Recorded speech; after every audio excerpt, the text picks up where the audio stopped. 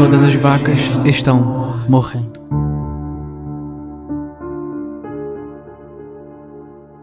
Era uma tarde de domingo, logo após o culto, quando meu pai convocou uma reunião familiar. Todos nós sabíamos que as coisas estavam ruins, mas assim que entramos na videochamada e vimos a expressão sombria do pai, a severidade realmente atingiu. Todas as vacas estão doentes. Papai foi direto ao assunto. Era evidente que ele estava chorando. Elas pegaram mononucleose, entrincheiraram elas com biofilme. Elas ainda têm 2 anos sendo otimistas. Mamãe se afastou da câmera para que não pudéssemos ver sua expressão. Meu sangue gelou. 2 anos e então acabou. No silêncio, o pequeno Jay falou: "Eu vou sentir falta da vovó Bessie." Ele disse, partindo meu coração. Quando Jay nasceu, os tempos já eram difíceis. Então, ele não conseguiu um bezerro. Em vez disso, ele ficou com a vovó Bessie, a velha matriarca do rebanho. Ela não deveria ser a vaca de ninguém. Nós a mantínhamos por perto como o animal de estimação, depois que seus anos de bezerros haviam passado, porque não queríamos sacrificá-la. E então ela salvou o dia em que Jay nasceu. "Vamos sentir falta de todas, querido," mamãe disse, sua voz embargada. Ela enviou um emoji de abraço para Jay.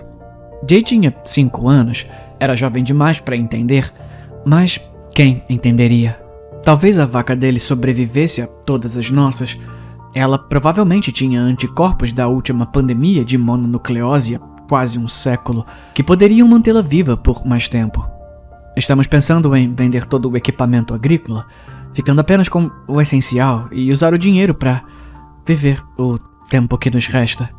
Você sabe, um pouco de diversão. Ouvir a mamãe dizendo isso foi um choque por si só. Mas eu e meus irmãos concordamos. E assim ficou resolvido.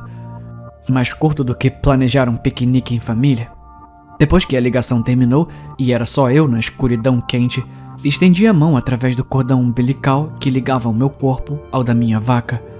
Bovídia se sentia geralmente saudável, mas havia um calafrio ocasional que me dizia que seu corpo estava lutando contra alguma coisa, que eu esperava que fosse apenas um vírus sazonal. No entanto, onde eu não conseguia senti-los, nas pontes humano-bovina eletrônica, os biofilmes de mononucleose esperavam em silêncio, liberando onda após onda de bactérias resistentes a antibióticos. Olhei através dos olhos de Bovídia para o mundo lá fora. Mesmo tão perto da fazenda, você poderia ver, se soubesse onde procurar, lugares onde o líquen curativo do mundo estava começando a descascar, onde pequenos brotos verdes começavam a aparecer. Estávamos tão perto. Poderiam ter se passado mais alguns séculos e então, talvez, a Terra tivesse se curado. As pessoas poderiam ter respirado o ar novamente. Mas se o novo surto foi tão generalizado como diziam os feeds de notícia, bem, pelo menos quase conseguimos. Bovídia sentiu minha angústia, liberando endorfinas calmantes. Ela era o único lar que eu conheci. Sua carne protegendo a minha de uma terra furiosa lá fora. E agora, ela estava morrendo.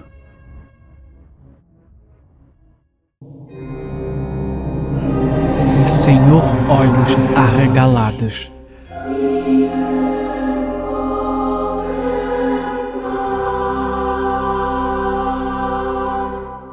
Recentemente fui chamado para tomar conta da minha sobrinha. Minha irmã e seu marido estavam viajando para fora do estado para um casamento. Considerando que moramos na mesma cidade e venho pelo preço barato de uma pizza grande, fui a primeira ligação da minha irmã. É para isso que serve a família. Ao passar pela porta da frente, mal tive tempo de deixar cair minha mala no chão antes de ser levado por mãos minúsculas em direção à sala de estar. Depois de saborear apenas a melhor seleção de chá de mentira, estávamos conversando sobre fatias de pizza. Mais precisamente, eu estava perguntando a ela sobre sua vida e ela respondia a cada pergunta com um entusiasmo genuíno. A positividade e o entusiasmo em cada resposta que ela deu foram contagiantes. Às vezes você esquece o quão otimista é a visão de mundo que as crianças têm quando são tão jovens. Terminamos nossa pizza e era hora de dormir. Enquanto eu a colocava na cama e desligava o interruptor de luz, comecei a sair, mas parei. Eu quase tinha esquecido de acender a luz noturna. Minha sobrinha tinha um medo mortal do escuro, como descobri na última vez que fiquei de babá. Querida, onde está sua luz noturna? Eu não encontrei. Eu não preciso mais de luz noturna. Eu tenho o Sr. Olhos Arregalados. Sr. Olhos Arregalados? Quem é esse? Ele é meu amigo. Ele me observa enquanto eu durmo. Tá bom, isso é um pouco perturbador. Por que você chama ele de Sr. Olhos Arregalados? Porque esse é o nome dele, bobo. Bem, é assim que eu o chamo, porque os seus olhos são como os olhos arregalados que a gente usa nas aulas de arte. O nome dele de verdade é muito estranho.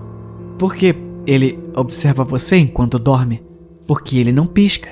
E por que ele não pisca? Porque ele não pode.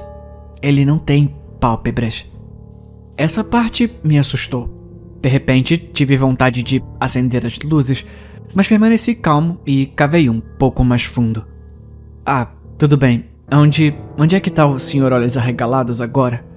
Eu não sei. Ele só aparece quando as luzes estão apagadas, depois que a mamãe e o papai estão dormindo. Mas eu sei que ele tá no quarto comigo quando eu vejo seus olhos, no escuro. Essa foi a minha deixa para parar de fazer perguntas. Desejei boa noite e fechei a porta. Admito que agora eu estava um pouco assustado. Eu teria que ter uma conversa séria com a minha irmã e seu marido quando eles voltassem. Somos todos grandes fãs de terror. Claramente sua filha tinha visto algo que eles assistiram em um filme ou programa de televisão. Me recostei no sofá com algumas sobras de pizza e naveguei pelos serviços de streaming da minha irmã. Eu precisava de algo.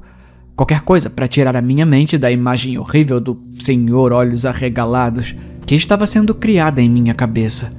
Optei por uma série de comédia na TV e tentei relaxar. Talvez eu estivesse muito relaxada porque, antes que percebesse, estava dormindo profundamente. Acho que o assustador vigia noturno da minha sobrinha não me afetou muito. Pelo menos, foi o que eu pensei. Pode ter se passado apenas algumas horas, mas, de repente, fui despertado do meu sono tranquilo pelo que parecia um sussurro em meu ouvido. Você já chegou ao ponto de um pesadelo onde algo tão assustador acontece que sua visão se apaga no sonho? É assustador. Você ainda sente uma presença ao seu redor, mas a sua mente se recusa a visualizá-la. Eu teria dado qualquer coisa para que isso tivesse acontecido comigo quando finalmente conheci o Sr. Olhos Arregalados. Minha sobrinha estava certa. Ele não pisca. Sempre. Ela também estava certa sobre o fato de ele não ter pálpebras, mas ela estava errada. Ele não aparece apenas quando as luzes estão apagadas. Eu vi o que observa minha sobrinha dormir à noite. Ele estava sem pelos dos ombros para cima, coberto por uma mortalha preta, orelhas pequenas demais para servirem de equilíbrio. Seu nariz inspirou rapidamente antes de soprar ar quente de volta em meu rosto. O sangue vivo brilhou nas duas esferas brancas, como cascas de ovo quebradas. Ao redor de seus olhos havia anéis escarlate de pele exposta. Sua boca estava aberta e não passava de um buraco negro. Então, para meu horror, seus lábios se curvaram e seus dentes retorcidos cor de caramelo apareceram. Ele sussurrou para mim, com sua voz bizarra: "Vá dormir." Naquele momento, eu desmaiei. Acordei na manhã seguinte com as luzes ainda acesas e a tela da televisão perguntando se eu queria continuar assistindo. Eu precisava de muitas coisas naquele momento. Café? Definitivamente. Um terapeuta? Talvez. Mais do que tudo, eu precisava ter certeza de que minha sobrinha estava segura. Caminhei lentamente até o quarto dela e abri a porta, ainda dormindo sem nenhuma preocupação no mundo. A inocência da juventude em plena exibição. Continuei fazendo o resto do meu tempo lá, até que minha irmã finalmente voltou para casa. Acho que ela percebeu que algo estava errado, mas provavelmente não teve vontade de entrar no assunto depois de uma longa viagem. Achei que era por isso que ela me ligou hoje. Em vez disso, ela estava ficando irritada porque a filha dela agora se recusava a dormir sem luz noturna. Fiquei confuso e perguntei por quê. Ela disse que, em meio às lágrimas, sua filha disse que o senhor Olhos Arregalados não podia mais cuidar dela. Ele agora tinha outra pessoa para observar à noite.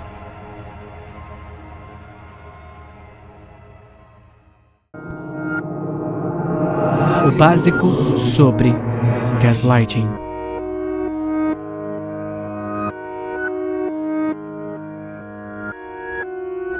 Eu me preocupo com a sua memória, Vitória. Essa deve ser a terceira vez essa semana.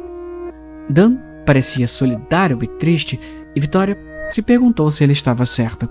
Ela tinha certeza de que havia apagado as luzes da noite passada, mas todas estavam acesas pela manhã. A porta da frente também não estava trancada. Era verdade que ela estava envelhecendo e a memória não sofria com o passar dos anos. Dan dizia-lhe muitas vezes que ela não se lembrava dos acontecimentos e, num dos casos, simplesmente via coisas. Aquela vez ela teve certeza de ter visto a vizinha Clementina em um quarto no andar de cima. Claro que era ridículo, explicou Dan, porque Clementina estaria dentro da casa deles. Na porta da frente, talvez, mas lá dentro? Isso era paranoia, pura e simples. Até onde ela sabia, não havia histórico de demência em sua família, mas não havia dúvida de que algo estava acontecendo com sua mente. Ela perguntou a Dan se eles deveriam marcar uma consulta com um médico para esclarecer a questão. Dan deu um tapinha na mão dela. Acho que ainda não chegamos lá. Não há necessidade de envolver pessoas de fora que não sabem nada sobre você. Apenas confie em mim e ficaremos bem. Vitória queria muito confiar em Dan. Afinal, como ele sempre dizia, ele estava apenas cuidando dela. Uma noite, eles estavam juntos. Vitória estava com fome e terminou primeiro. Dan perguntou se ela poderia pegar um pouco de vinho na adega. Quando ela voltou para a mesa, seu prato estava, inexplicavelmente, cheio novamente. Anda, vamos comer. Vitória olhou para ele, sentindo-se confusa. Eu acabei de comer, Dan. Ele olhou para ela e balançou a cabeça. Você foi buscar o vinho para o jantar. Boa ideia, a propósito. Mas você pediu para eu pegar. Ah, não mesmo, querida. Foi a vez dele parecer confuso. Você tá parecendo um pouco maluco agora. Ela viu Clementina dentro de casa outras 3 ou 4 vezes nas semanas seguintes, exceto que não poderia ser Clementina. Poderia. Tinha que ser uma alucinação. Dan disse que sim. Quão graves eram seus problemas mentais? Vitória estava realmente começando a pensar que estava de fato enlouquecendo. Dan se ofereceu para administrar seu fundo de herança porque estava preocupado com a possibilidade de ela estar se tornando incapaz de lidar com o estresse financeiro, mas até agora ela havia se recusado. Era a única coisa a que ela tinha que se agarrar e sentir que não estava se afogando. Era a única coisa que ela tinha para se agarrar e sentir que não estava se afogando. Ela desceu as escadas naquela manhã depois de ouvir barulhos. Na sala da frente, Dan estava brigando com Roger, marido de Clementina. Vitória piscou surpresa com a visão. Roger retirou a faca e começou a atacar Dan, que agora implorava para que ela o salvasse. Roger também estava gritando alguma coisa sobre Clementina e Dan. Vitória riu. Essa foi a alucinação mais realista até então. Apesar do que Dan dissera, ela achava que realmente deveria consultar um médico sobre tudo isso.